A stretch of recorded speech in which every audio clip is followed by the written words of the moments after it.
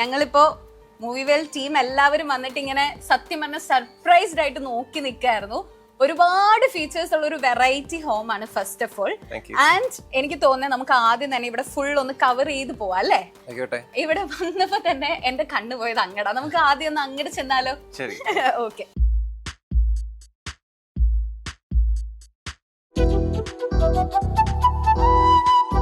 ഇത് എത്ര നാളായി ചേട്ടാ നമ്മൾ ഈ വീട് ഫുള്ളി ഒന്ന്?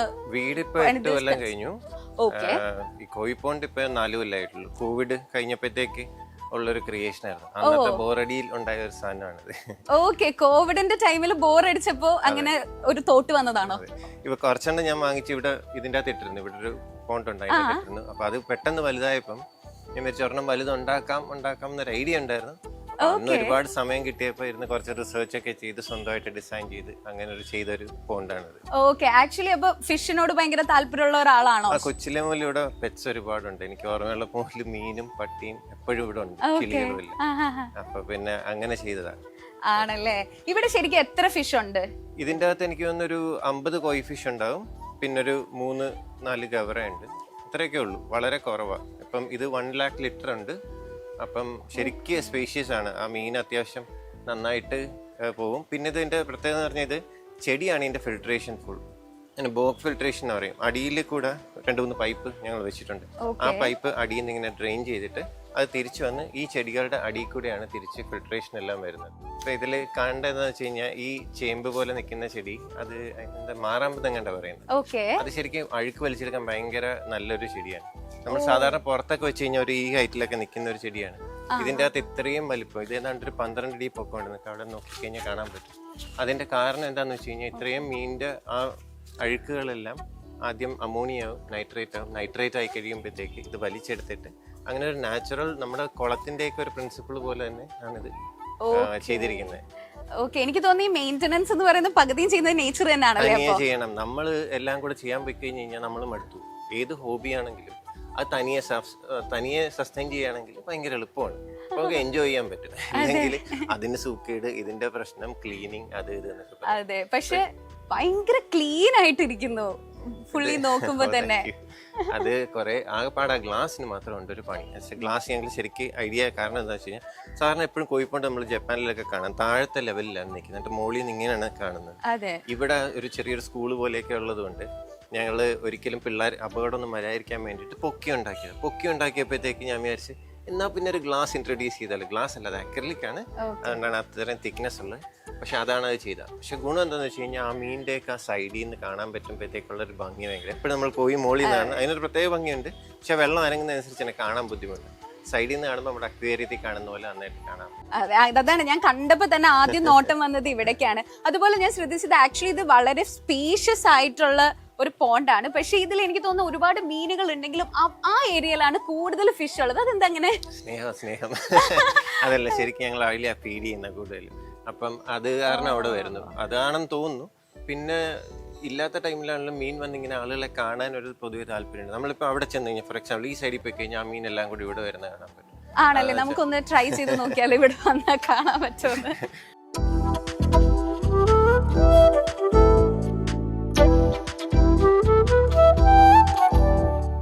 Guys, could you please come here? ഇല്ലെങ്കിൽ എല്ലാരും പറയും എന്നെ കണ്ടിട്ട് ഇഷ്ടപ്പെടാത്തോണ്ടാണ്.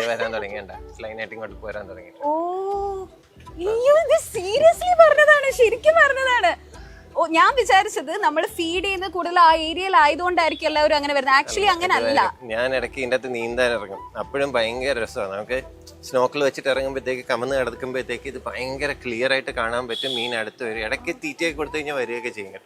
എപ്പോഴൊന്നും ഇല്ല, അതിന്റെ ഒരു ഇതുപോലെ ഇരിക്കും. അപ്പൊ ഇത് മൊത്തത്തിൽ ഒന്ന് സെറ്റപ്പ് ചെയ്യാൻ വേണ്ടി ശരിക്കും ഒരു എത്ര കോസ്റ്റ് ആയിട്ടുണ്ടാവും?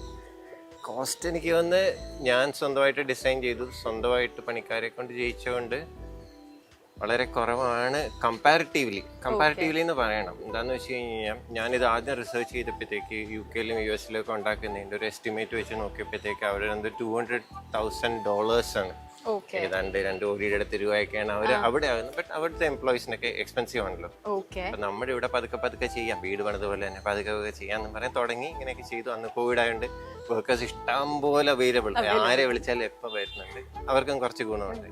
അങ്ങനെ ഇതെല്ലാം ചെയ്തപ്പോഴത്തേക്ക് എനിക്ക് വന്ന ഒരു ടോട്ടൽ കോസ്റ്റ് ഒരു 15 lakhs അടുത്താണ് വന്നത് ഇതിന്റെ. ഓക്കെ. അപ്പൊ ഇത് 1 lakh ലിറ്റർ ഉണ്ട്. ഇതിനകത്ത് ഒരുപാട് ഫീച്ചേഴ്സ് ഉണ്ട്. അടിയിൽ ബോട്ടം ട്രെയിൻ ഉണ്ട്, അങ്ങനത്തെ ഫിൽട്രേഷൻ ഉണ്ട്. ആ സൈഡിൽ കാണുന്ന ആ വോളില്ലേ, അത് ശരിക്കും ഒരടി ഇങ്ങോട്ട് കയറി നിൽക്കുകയാണ്. അല്ല, ഒരടി അല്ല, 1 മീറ്റർ ഇങ്ങോട്ട് കയറി നിൽക്കുക. അപ്പൊ അതിന്റെ അടിയിൽ പോയി മീൻ ഒളിക്കാനുള്ള സ്ഥലമുണ്ട്. അതിന്റെ അടിയിൽ നിന്നാണ് എയറൊക്കെ വരുന്നത്. അതിന്റെ മുകളിൽ വേറെ ഫിൽട്രേഷൻ വെക്കാനുള്ള സ്പേസ് ഉണ്ട്. അപ്പൊ അതിന്റെ അകത്ത് വെക്കുന്ന മോട്ടേഴ്സ് ഉണ്ട്. അത് മോട്ടർ ചുമ്മാ ഈ സർക്കുലേഷന് വേണ്ടി മാത്രമേ ഉള്ളൂ. ബാക്കി ചെടിയാണ് ചെയ്യുന്ന പണി. എങ്കിലും അങ്ങനെ കുറെ സംഭവമൊക്കെ ഉണ്ട്. മുകളിൽ നിന്ന് വെള്ളച്ചാട്ടം പോലെയൊക്കെ ഉണ്ട് ഇൻ കേസ്. അതാണ് ആ ചെടിയെല്ലാം നിൽക്കുന്നത്. അപ്പം ടൈമറിലാണ് മൊത്തം ഇവിടുത്തെ സാധനം വർക്ക് ചെയ്യുന്നത്. ഈ എയർ ആണേലും 2 സൈഡിലും നമ്മൾ വെച്ചിട്ടുണ്ട്. അപ്പോ ഇത് ആക്ച്വലി ചേട്ടന്റെ ഒരു ഐഡിയ കാരണം കൊണ്ട് ഇങ്ങനെ എടുത്തോണ്ട് പകുതി എഫേർട്ട് അങ്ങനെ ഡിസൈനിങ് ബാക്കി ഇതും നമ്മുടെ ഇവിടെ ആയതുകൊണ്ട് കോസ്റ്റും കുറവാണ്. അതെ. അപ്പൊ എനിക്ക് തോന്നുന്നു ഇവിടെ നിക്കണം. അപ്പൊ ചേട്ടൻ ഇവിടെ സ്വിം ചെയ്യാറുണ്ട്? ഇടയ്ക്ക് നീന്തും. അല്ല, മെയിൻ്റെനൻസ് എന്ന് പറഞ്ഞ് ഇറങ്ങും. ഇപ്പൊ ആ ചെടിയുടെ എന്തെങ്കിലുമൊക്കെ ചെയ്യാനാണല്ലോ, ഇതൊക്കെ പറിക്കാനാണല്ലോ, ആ ഭാഗത്തോട്ടൊക്കെ ആക്സസ് കുറവാണ്. അപ്പൊ എന്തായാലും ഇറങ്ങണം. രസമാണ് അല്ലേ? ഇവിടെ തന്നെ നിൽക്കുമ്പോ തന്നെ ആ ഒരു രസം നമുക്ക് ഫീൽ ചെയ്യാൻ പറ്റുന്നുണ്ട്. ഇതുപോലെ നമ്മൾ പറഞ്ഞപ്പോ ഒരു സ്കൂളിന്റെ കാര്യം പറഞ്ഞു. ഇതാണോ സ്കൂള്? ഇത് പണ്ട് അച്ഛനും അമ്മയും തുടങ്ങിയ സ്കൂളാണ്. അപ്പം അച്ഛനൊരു എഞ്ചിനീയറാ. അപ്പൊ അന്ന് അമ്മ പണിയില്ലാതിരിക്കുകയായിരുന്നു. അപ്പൊ ഞാൻ സ്കൂളിലോട്ടായ ടൈമിൽ ഇതുപോലെ സ്കൂൾ സ്റ്റാർട്ട് ചെയ്തു. അപ്പൊ നഴ്സറി ആയിട്ട് സ്റ്റാർട്ട് ചെയ്തതാ. അപ്പൊ ഇപ്പൊ 44 കൊല്ലമായിട്ട് അത് റൺ ചെയ്യുന്നുണ്ട്. ഇവിടുത്തെ എക്സ്പാൻഡ് ചെയ്ത് വീടിന്റെ ചുറ്റും സ്കൂളായി. വീടിന് സ്ഥലമില്ലാതെയൊക്കെ ആയി കഴിഞ്ഞപ്പോൾ ഞങ്ങൾ അപ്പുറത്തെ ഒരു സ്ഥലം എടുത്തു. അവിടെ ഇപ്പൊ സ്കൂളുണ്ട്, അങ്ങോട്ട് മാറ്റി. ഇപ്പൊ ഇവിടെ ഇപ്പം നഴ്സറി മാത്രമേ ഇവിടെ ഉള്ളൂ. പിന്നെ അത് കഴിഞ്ഞ് എക്സ്പാൻഡ് ചെയ്ത് കോമളപുരത്ത് ഒരു സ്ഥലത്തില്, അവിടെ ഒരു 5 ഏക്കർ സ്ഥലത്തിൽ ഒരു സ്കൂൾ കൂടെ നടത്തുന്നത്. ഓക്കെ. അപ്പൊ ഇവിടെ എത്ര കുട്ടികളുണ്ട് ഇപ്പൊ? എനിക്ക് തോന്നുന്നു ഞങ്ങൾക്ക് ഇപ്പൊ മൊത്തം ഏതാണ്ട് 600 സ്റ്റുഡൻസ് ആണ് എല്ലാ സ്കൂളിലും കൂടെ ഉള്ളത്.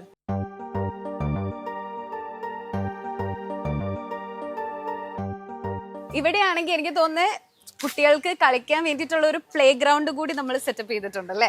അതെ അതെ, അത് ഭയങ്കര ഇമ്പോർട്ടന്റ് ആയിരുന്നു. അപ്പൊ നമുക്ക് ഇവിടെ ഒരു സ്ഥലത്തിനൊരു ഇച്ചിരി പരിമിതി ഉള്ളതുകൊണ്ട് ആണ് അവിടുത്തെ സ്ഥലം എടുത്തിട്ട് ചെയ്തത്. അപ്പൊ ഇവിടുന്ന് പിള്ളേരെ അങ്ങോട്ട് ഇടയ്ക്ക് കൊണ്ടുപോകാറുണ്ട് കളിക്കാനൊക്കെ ആയിട്ട്. സ്പോർട്സിനൊക്കെ ഒരുപാട് ഇമ്പോർട്ടൻസ് കൊടുത്തുകൊണ്ടാണ് അച്ഛൻ പണ്ട് മുതലേ സ്കൂളിൽ ഒരു ഇത് ചെയ്തിരുന്നത്.